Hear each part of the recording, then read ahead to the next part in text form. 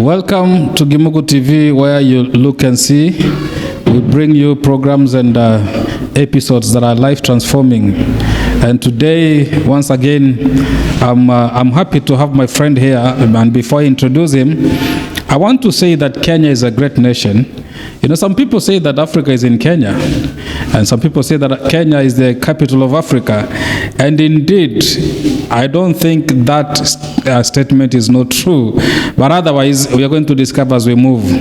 We've had very strong leadership in this country, leadership that have come and gone. But today we are having a William Ruto leadership. Ruto, the man. You know, the mid-term assessment of Ruto. I'm here with James Kimathi. Brother James. Yes. Welcome on board. Thank you, Bwana Mwita.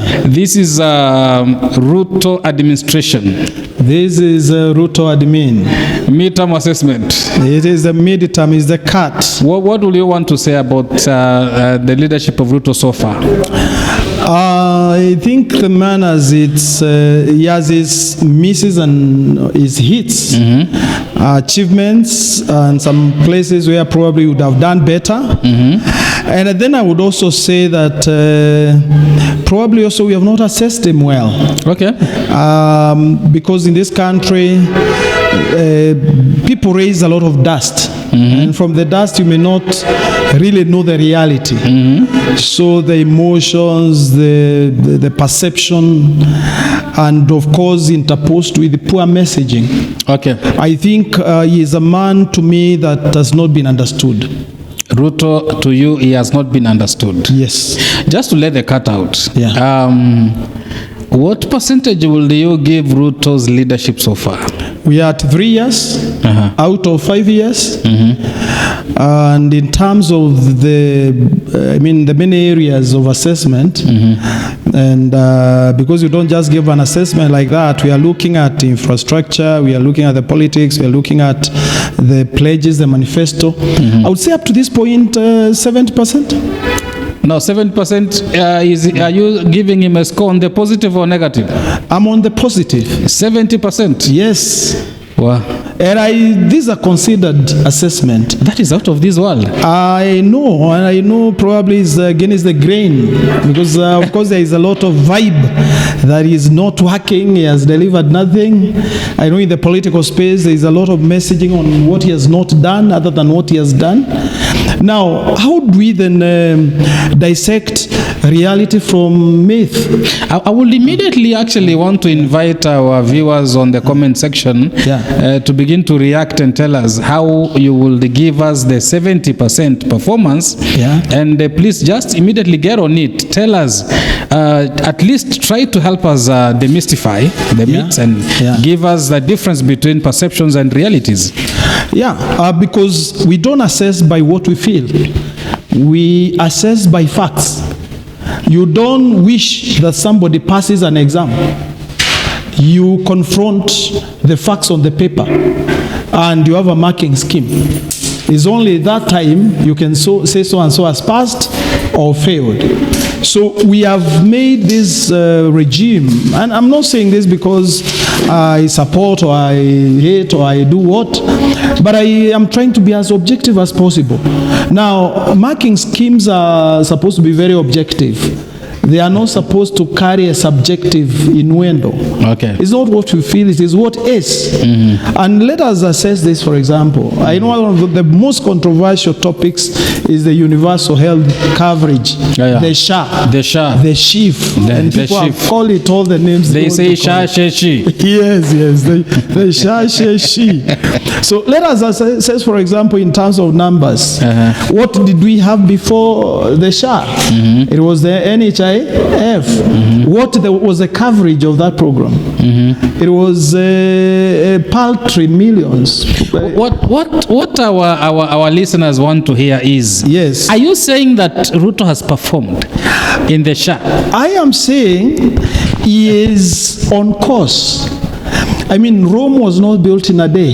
This program is only a few years, and to take like 2 years to do the legal architecture of the program and to align it to the constitution, to other requirements. You needed parliamentary processes. You needed the public participation. People went to court. People said that SHA was not needed.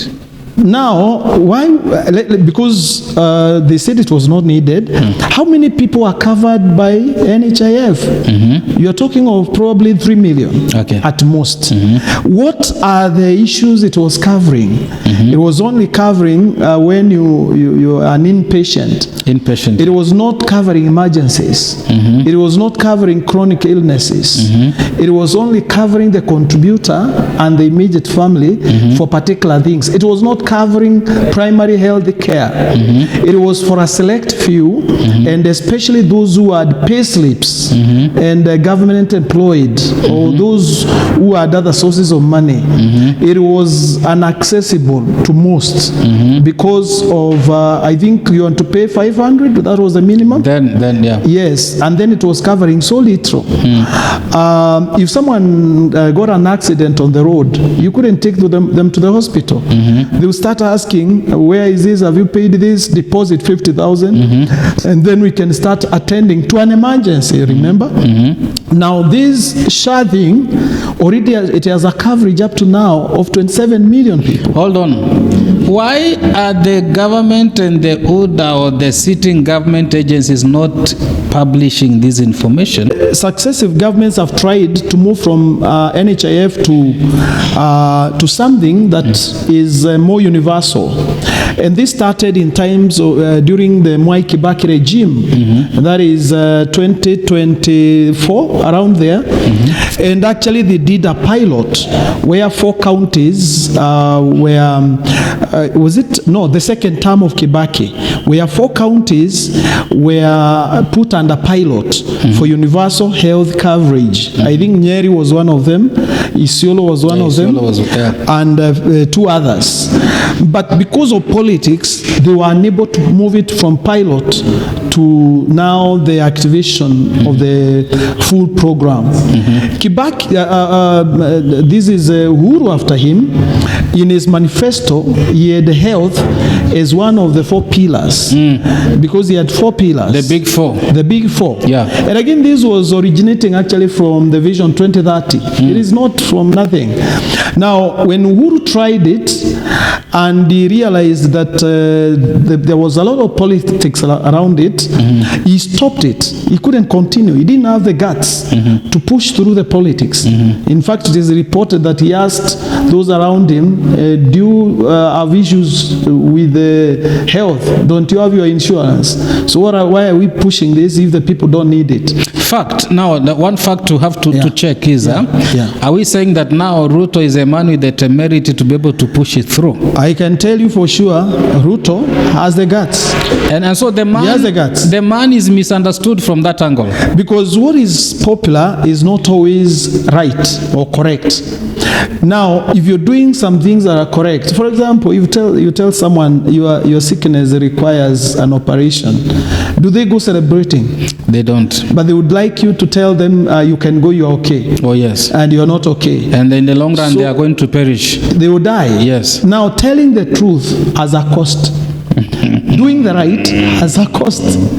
Now, I am one. If Ruto continues on the same trajectory, I'm a man who believes that within some time, this nation will celebrate him and honor him. And I'll go back to Kibaki. And let us face facts, Kenyans, wherever you are. Kibaki was hated at the beginning. In fact, people demonstrated against him, said he was inaccessible, he was brutal. He said, pay your taxes. In fact, his slogan was lipa ushuru ujitegemee. People hated him for that. At some point, even I'm told some guys were complaining that now there's no tea at State House. Yeah, they go there and they go back, there's nothing. But look at him as he completes his term. We are saying he should come again. Yeah. He made bold decisions that needed to be made at that time. He had the guts, he had the plan. Now, Ruto is talking of a plan. I'm saying, and I want to put this rider. I'm not talking for him. But the truth is this, that the SHA, if it is polished, of course it has its own challenges, which happen when you're doing a new thing. This is a new program. It has people who are opposing it. I am told, Mwita, that a lot of private hospital guys, they are not supporting this. In fact, some of the hospitals that were closed, that refused to offer services, it was not out of not being paid. It is because they are not able to access the same kind of cake they were having under NHIF. There was a lot of corruption on it. In fact, a lot of the debts they are saying have not been paid. They are escalating down from NHIF, because what they were doing, you had of a little clinic in Isli with, I think, 10 beds, and they were claiming 400 million, you know, for inpatients and operations and what. A small kiosk above a building asking for 400 million from NHIF because they had already they had a system, a corrupt system. They were siphoning resources. How to siphon the resources. So the problem we are going to have is that before you deal with the cartels around the Ministry of Health, because there is a lot of money within that ministry. I think I'm wondering then if this information, for example, will flow to the populace. Yes. Everybody gets to know these. Yeah. Because then Ruto is leading people. Like Baba was a people's president. Yes. He needs to make people understand what he's doing, the benefits of what he's doing to the people. Because if you move the coverage of 5 million to 27 million, I mean, there's nothing to write home about in terms of comparison. And we are counting. We are still counting. Now, the problem is that in this country, people have worshipped money. We worship those with money. Now, these guys who are having the private hospitals, the clinics, and so on and so, they are in parliament, they are in government, they are in offices, probably they are in that NHIF. They are the cartels. So now those cartels are not happy because you are taking away what they have been enjoying. And I think what government must do is to be able to communicate, because they are the ones who are inciting the public us about the ills of SHA. Them, they have their insurances and they have money, but they want the public to go out there and say it is bad, because in a way, without information, the public will not even know that this is for our good. And I want to even say, I have examples of people I've interacted with. And recently we had a woman who was had a problem, a big wood diabetic. She spent about 270,000 shillings, but all she paid was 23,000. And she was released through SHA. That's less than 10% of the budget. Yeah, so people, even the ones who are watching this, they have examples of people who have been helped through the SHA. The SHA has a universal coverage, because those who have more pay more. That is why you earn, if you're earning like $1 million, you're paying like 30,000 shillings. Those who have less income, they are paying like 300, 600 through the system that they have that assesses your means. And I will say this: do we have examples elsewhere in Africa? Yes. I will want to allow our viewers to engage us, and I'll also give us the examples if there's anybody they know who has benefited from the SHA, or give us your stories. Let's understand. Let's know what is your experience, because tunasemanga in Swahili unasikiza ground. Yes. You listen to the ground. What's your experience? Okay, continue. Hata nauliza, let me ask you this again. How many people of late have been called for Harambee because someone is in hospital among the viewers presently? There before, every weekend there are Harambee for so and so admitted here, he had an accident. Presently, you're not hearing of those Harambee. I want to place a disclaimer. I want to place a disclaimer. So some people may think we are speaking for the government. We want to bring that light from the dark. You know, the truth, the information and the misinformation. So we want to engage with you, our viewers, on your honest ground. Let's try to understand what's the reality. You are telling us examples in Africa. I'm saying that in Africa, we have have like 5 countries that have tried this universal health coverage thing. Okay. Countries like Algeria, we have Mauritius, I think Senegal, Kenya, South Africa. South Africa ranks among the best, although again the system is not without some challenges. Sure. Kenya is ranking second. Wow. Kenya is ranking second. And I bet that this universal coverage will take us even higher. I have said, for example, Uhuru tried Linda Mama. But Linda Mama was only about the period you are giving birth. It did not cover the postnatal period, the health of the child after you are out of hospital, and the health of the mother after you are out of hospital. It was also sectarian because it was only one section of the population. Yeah. Wow. Now, this one covers everybody. I would say, again, the other system that we can compare to what we have in Kenya. And really, I would say to the viewers that there are things that we need to think beyond the box. And I think President Ruto, is a daring president. America has not reached universal health coverage, by the way. The closest they came is the Obamacare, which again, the current president is dismantling. So that then you are left with your insurance companies and what have you. Now, in England, Britain is the one that has a similar system. It is called Universal Health, Universal Health Care, UHC. Now, that system, how is it funded? It is 80% funded by taxpayers. There is a kind of a tax, just the way we have like the fuel levy. 80% of the funding for the universal care in the UK is funded through taxes. Now the rest of the 20%, it is contributed through, salary levies. Sometimes like the parliamentarians and so on, they are cut a bit, those who are earning much. And of course, there are people who support the program. There are other people who support through their donations and so on. And what does it cover? Every Briton, no matter the position, the stature, you have a right to health care. Okay. Full health care. That if you fell sick in Britain, you are taken to a hospital, whether it's a major issue or a small issue, you are given full treatment and dignity without having to pay anything at the point of service. James, I want to imagine, and I'm still on your percentage. Yes. 70%. Yes. You've shed some light on the SHA, the health care. Yeah. Which other area do you think, if you look at the education, for example, the education sector, we've had some schools closing earlier before their time. Yeah. We've had a lot of, commotion about capitation. Yeah. We are hearing that there's this university model, the new one, which people are not comfortable with. Are we still again saying that it's a daring, probably promising system?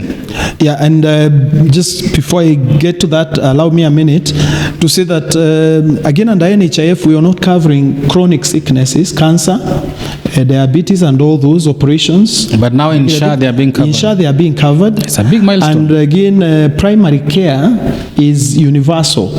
There is another thing that they introduced, and people should look at it, the community health champions. These people who have been allocated households, they are taking care of the very basic issues of health at the village, at the house level. But maybe before, that is a big thing for the nation. Maybe before we go to the education, as we said, I just a question on this. Is it functional though? It is functional. Because it's one thing to introduce it, it's another thing to ensure it's functional. And some people say that President Ruto, of course, is introducing new ways of doing things as an extortionist avenue, as a way of getting money out of it. Are these things functioning? I'll just give an example. In a place where I operate from, I'm familiar with one of those community health champions, and actually I've met him several. We have talked with them, like the deworming program. he actually goes carrying the deworming prescriptions. They have been given and allowed. So any child, any person that needs, they have free. And they report. They actually have a system of reporting on the health challenges, including those who have given birth, what they are going through, those who are HIV, what. And they are taken care. Each one of them is given 100 households. It's there. It's working. You can. It's something that you can confirm from the community. And why is it that Kenyans are not resonating with these good services? Although I can be reminded in my mind about in the Bible about a story where somebody financed the lie to be spread. Yes. That Jesus had no reason. Yes. Could there be somebody financing a lie to ensure that the achievements are not being seen? Of course. Why are Kenyans not resonating with politics is bad, because what happens with politics, you want to make your enemy look like he's not succeeding. So we have that business of bringing down each other. So you go up, I bring you down. I'm up, you bring me down. I think we need to, the problem we have, Bwanamwita, is that in this country we don't have statistics. Politics in other countries, advanced democracies, they are run through statistics. And again, that's where probably we enter into this issue of the funding model of education and so on. Now, as much as we can also discredit some of the decisions made, the haste, how you do these things so quickly. I mean, policies need to be incubated and given time. People to be informed what is happening. You remember, like the university funding, it is a good model, by the way, because resources are following the courses. Other than just again, you're telling me you're in agreement with this new funding model. You're saying it's a good one. If we look at the way it is crafted, it is good, but the implementation, that's what I'm saying, sometimes we are moving too fast, because what it does, it identifies the training need. So you fund that need, you fund the need, you don't fund the university. And when you look at that, if it is done perfectly well, then there will be very little wastage of resources. Okay. Now, the second thing, you train for what is needed in the market. You not just fund a university to give whatever courses they need. You will fund for the courses that are needed in the market. And that is why education then meets the industry, the needs of the industry, other than just training for the sake of it. So resources should go where they have the greatest impact and they are giving results, because it's an investment and you need returns on your investment. So why do you then fund programs which we will not give back to the society?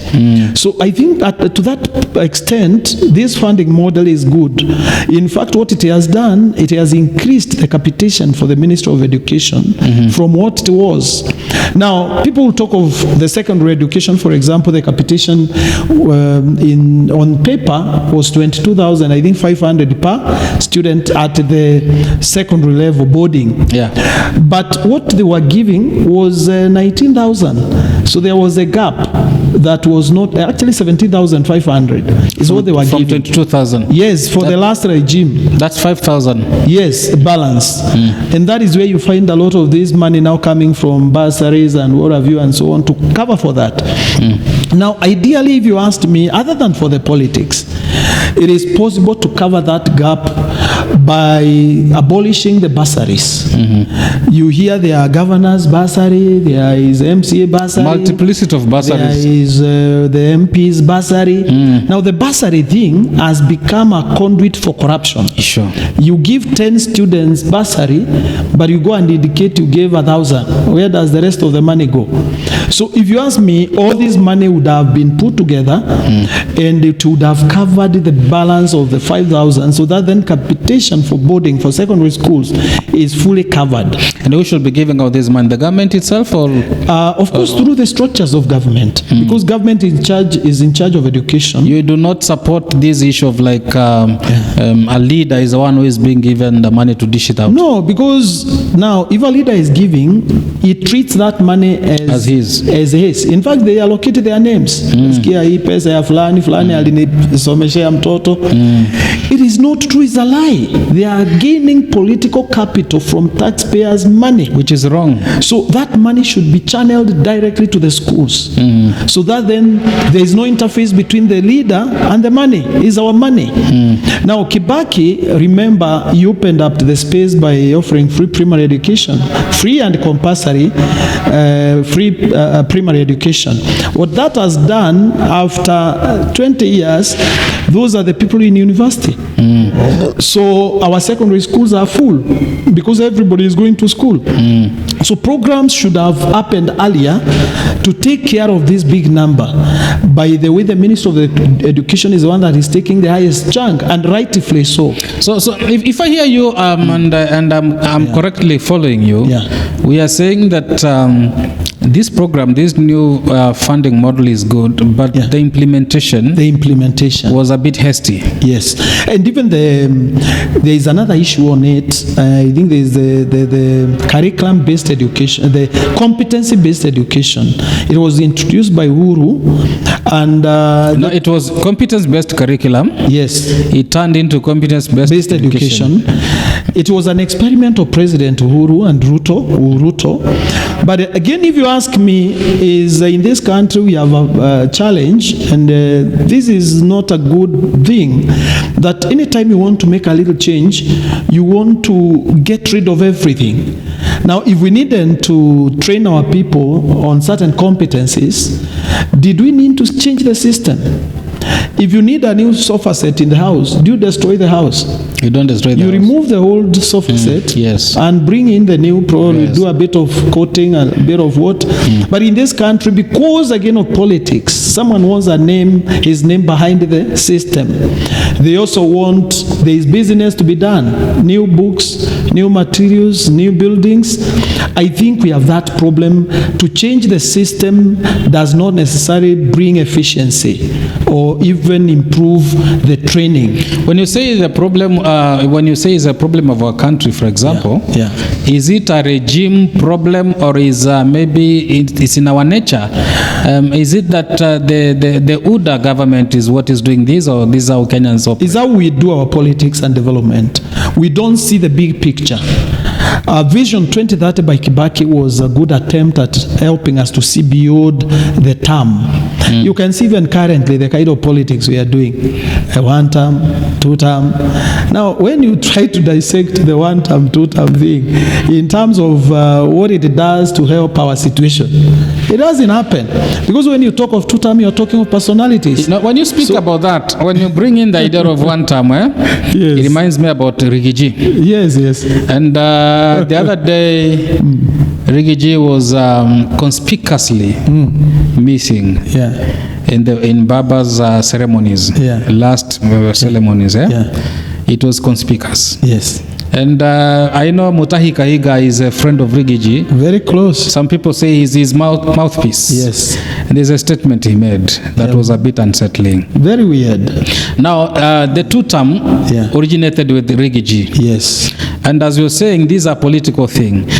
Then where do Kenyans stand? Because any politician will come out with a statement at least to try and destroy the other. Should the Kenyans be running with these statements that are born out of hate and selfish motives, or what should the Kenyans be doing? You know, to me, if you ask those statements, one term, two term, they are so shallow. So shallow. Don't say that, because Kenyans are for it. No, they are so shallow. They just speak to our vacuity, mental vacuity. Because if you're thinking then, you want to ask yourself, what does one term mean? What is it? What does it carry? I understand it is good for mobilizing and shouting out there, but when you talk of one term, you're talking of personalities. You are saying Mwita, we only do one term. So whether your term is impacting our lives or not, it is a game of musical chairs. It is the same monkey saying, this monkey has been in this forest for long, get rid of it, let's bring another monkey. That is the law we have come. And the monkey we want to bring is actually the same monkey in fact, maybe worse. Yeah. Maybe worse. This is Kenya. It has a tail, it has a mouth, and one monkey is saying the other one should go, so that then another one can get another term. Let me understand. What's the substance of the one-term thing, for example? Does it have any? There's no content, there is no substance, there is no manifesto, there is no policy, there is nothing. You know, this is reactionary, actually reactionary politics. Why are Kenyans behind this narrative? Why are Kenyans following the slogan? That's the big question, because then I think our intelligence as a community or as a society then needs to change. We got to be critical thinkers, so that when somebody comes up with a statement, we analyze it first. We need to question everything. And actually, Ngugi wa Thiong'o came up with this, he has this book titled Decolonizing the Mind. The mind, yeah. I think the national psyche of Kenyans need a kind of a shift. We need a paradigm shift. And I'm saying this because now the same person, and unfortunately I didn't want to discuss personalities, but a few years before, the same Gachagua told us Ruto is the man. He said the other leader was bad, used very unprintable words against the former president, and convinced everybody that this is a savior. Even the late Raila, yes, he described him very unprintably, very unpalatable terms. And all of a sudden, when he loses his position, now he's telling us this is a killer, he's a murderer, he's a what? And let truth be said. Let truth be said. Some of the things that happened when he was in the position, he was deputy president, even the evil things, it is now coming out that he orchestrated some of them. And again, like he has said, if it was a blessing so that he got out of that position, he said it was a blessing in these guys. Why all the court cases, 20 plus? Fighting to retain the seat. So sometimes he was fighting his blessing. He was. Do you fight your blessing? That's what he's saying. Why spend so much money to fight your blessing? To fight your blessings. I think Kenyans, we can be wiser than this. And probably on a soft note, Mwita, I don't believe, even if you hated someone so much, that at the point of death you still keep the bitterness. Yeah, sure. And as much as you try to explain this, and unfortunately, the former deputy president hasn't really made an attempt to explain, being a national figure and everybody mourning together with the family and the nation, I think he should have showed up somewhere. He didn't show up at the airport. He didn't show up at Karen. He didn't show up at Kasarani. Perhaps did he need permission to come? He didn't show up at Nyayo National Stadium. Did he need some invitation maybe to come? Is anybody invited for mourning? Because last time we will say that he was out of the WhatsApp group and so things were happening without his knowledge. Who invited the mobs that were at the airport? Okay. So let's make this, put this straight. And I think it may not sound good, but we need to say it. If, for example, he had spoken certain words before the late Prime Minister passed on, Baba, he said some things that were unfortunate. I had issues like I'm not a virus and so is not a bacteria. And I had the man, Sijui, they are covering, is already dead. Those words were spoken. It's sensitive. We need to treat it with caution and sensitivity. Probably feared that if he appeared, maybe at Nyayo Stadium there will be. But why didn't he go to visit the family at night like Nicodemus in the Bible? Yeah. To console with them. I've seen even Uhuru visiting Baba's graveyard the day after burial. I've seen Sakaja. I've seen leaders. Let's give him benefit of doubt. Maybe he's thinking to do that, but although it was a big thing, and then Mutahi Kagwe comes and says something that is unsettling. That is putting salt on an injury. We know he is his henchman. And then being so transactional, when people are mourning and paining and saying that it is like God saw that these men and stopped development in central Kenya and he came for him so that then Mount Kenya can benefit. It is being so insensitive and callous. In fact, it cannot go lower than that. Especially at it is time, like dancing on the grave of the dead. Especially at a time when people are in their apex of mourning. Yeah. The emotional breakdown is too high. Even the soil has not settled on the grave. The dust hasn't settled of the people who went to bury Baba. Yeah. And then you speak like that. I think what people don't realize is that this is a very emotive topic, and it is very easy to make that fuse burn. Leaders represent people. What if the other people who feel offended react in a certain way? So even the NSCIC, these guys who are concerned about our cohesion, the cohesion, these are some of the things they need to take up very quickly, because leaders, what they speak matters.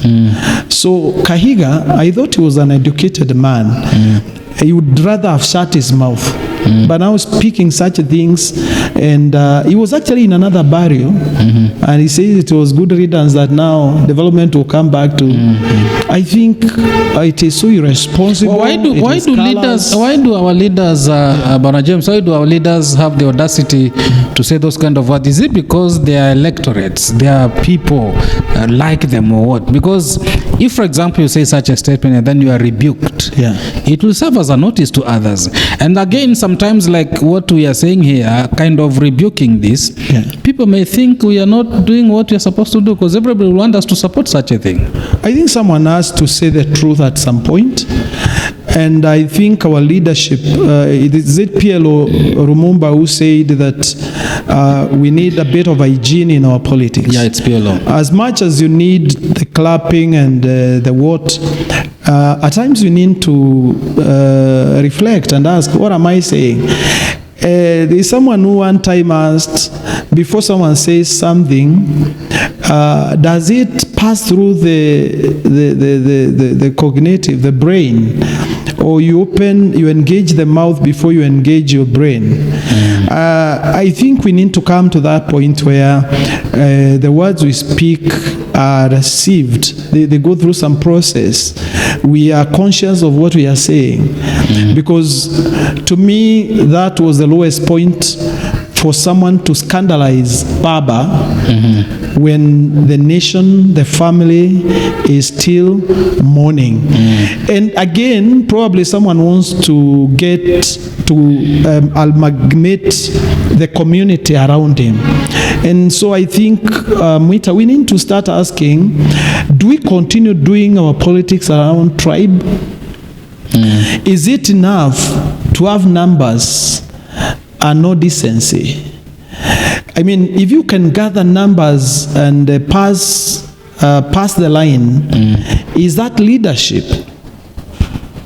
Even if you kill people, we remember what happened in Rwanda. We know what has happened in the nations around us.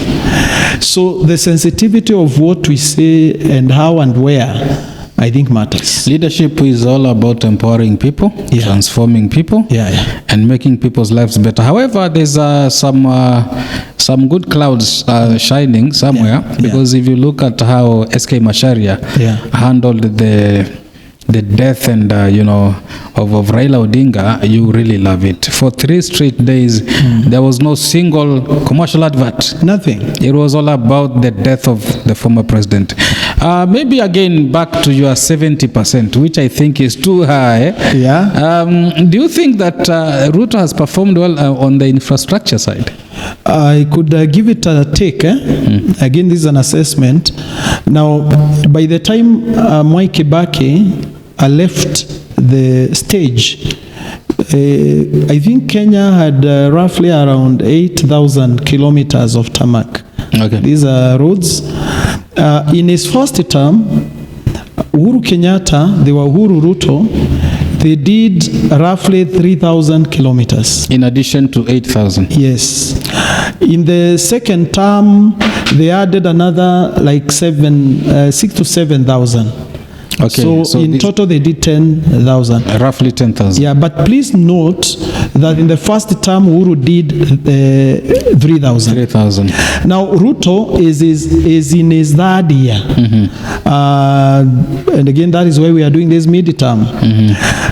The records I have from Kenya and these other people dealing with statistics is that Ruto, by April of this year, 2,000 kilometers of roads. Remember, this is the first term. Still has a bit of time, projects going on. So we guess by the end of his term, he will have done not less than, it will be around 5,000. Because the first few years you don't do much. A lot of work is happening now. So in terms of road network, these are only tarmacked roads, you know. There are a lot of other roads that are being done. But also remember that the function of roads is also divided between national and the county governments. So there is what the county governments are doing. But in addition to that, we have seen him move very quickly, for example, the housing project. The affordable housing project. Let us look at it. Do we have a need? The answer is yes. Because why do we have slums in our capital city? No. Because if every leader comes and destroys what the other leader did because you don't like him, then what will happen? You always be on ground zero. Because what you do also when you come as a leader, another one will come and destroy. That's why you talked about the bigger picture, continuity. That we must think beyond your term. One term, two term, it is foolishness. Ni upumbavu. Kibaki alisema hivyo. I heard someone say if he gets in, he will come and give back people their money. And I don't know what you do with the houses. But also look at that program, sir. And remember, we had come from a very difficult period. Because again, in our assessment, there are many things we need to look at. Food security, for example, and so many other things. And maybe you give a moment for that. But you're talking of affordable housing. If you're doing the number of houses that President Ruto is working on, his government is working on, say like you're doing 200,000 houses, housing units, you need to look at how many people are employed within that sector. Okay. How much impact does it have on factories, industries that are doing cement and steel? What are the ripple effects in terms of the communities where they are built? In addition to giving people decency. Someone without housing is getting a place. I think the best of all actually is the decency we're talking about, because anybody who has ever stayed in the slums will tell you the humiliations parents go through. Yes. And just to be bare knuckled, you somebody is having children in one room. Yes. It's a mabati house. We are living on this side. The other one is on the other side. Maybe the couple is staying on the other side. Yes. Whenever they are doing their couple thing there, it's spreading to this other side. There's no privacy. There's no privacy. You grow up children in a manner that even their minds are tormented. Their minds are deconstructed. And so the slum spirit alone, to me, it would be. But again, people want to see the manner in which it is done, because there's another issue of where it says that a lot of money gets wasted in the process. But the question is, are the houses there? There are people who say nothing was done, but now you go to Mukuru, you find people who have already gotten into those houses. In fact, the beauty of this project is that it is not politically allocated, in that you find that project in every county in the Republic of Kenya. In other words, you are actually devolving development in that manner. You are causing the country to come up.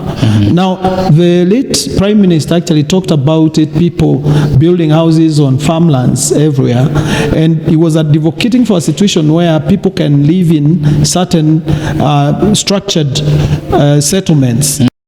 The affordable housing is a good beginning towards that. So that you leave the farmlands for farming and other activities. Okay. And when people congregate in such places, then it is easier to provide social services, for example, electricity and water, and the sanitation.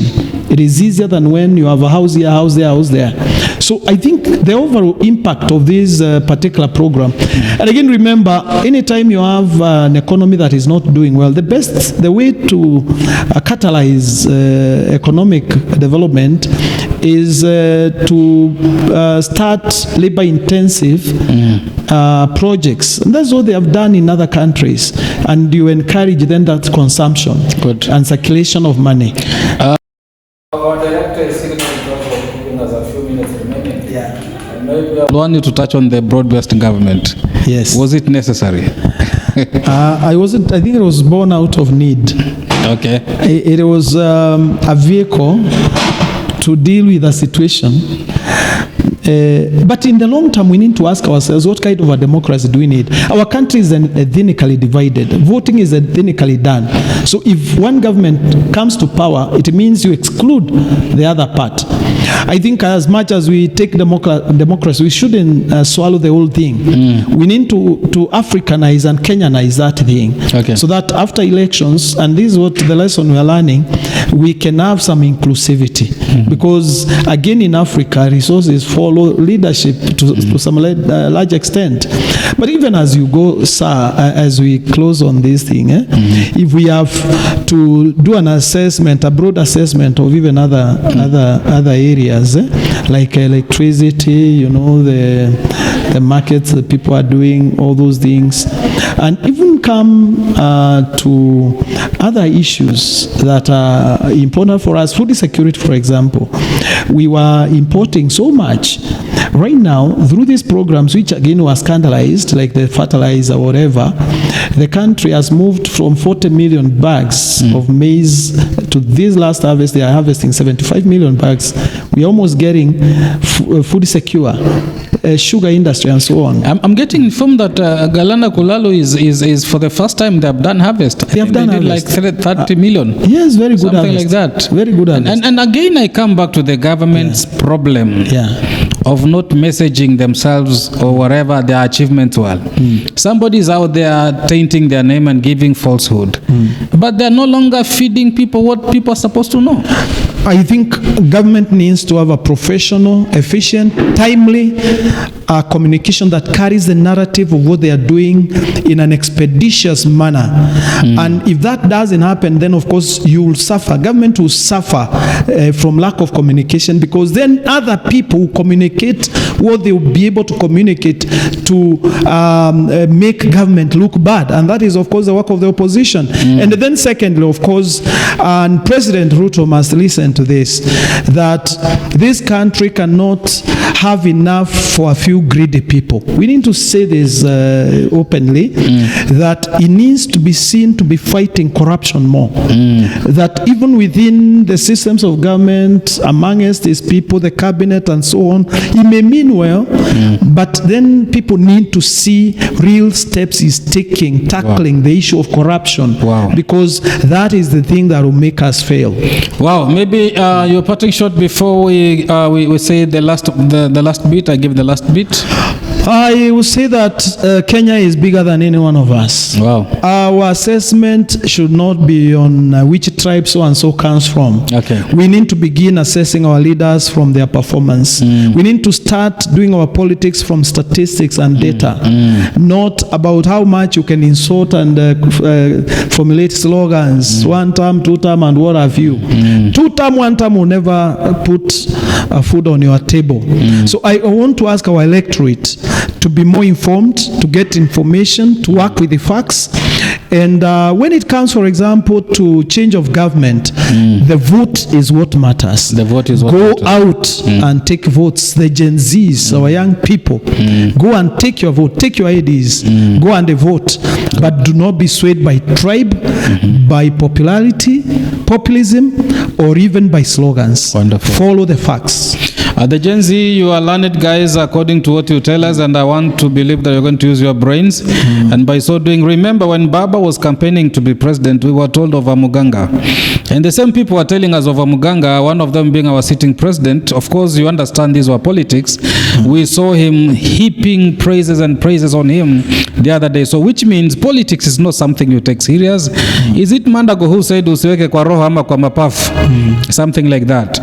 When we come back on the next episode, we're going to be looking on the corruption, the elephant of corruption in the room, and also devolution. Devolution is such a big issue. Like, for example, I come from Kuria, where we are Luos and Kurias together. But then because the numbers of Kurias are little compared to the Luos, we've had to play second fiddle all along. And this is actually building a lot of pain and boiling, the angers are boiling on the other side of the Kurians. And so I also want the NCIC, National Cohesion Integration Commission, to come into this matter, because the people from the Kuria side are feeling sidelines because of their numbers.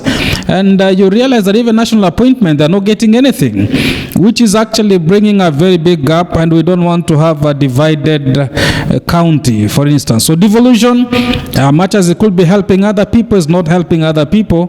We want to come to the middle ground.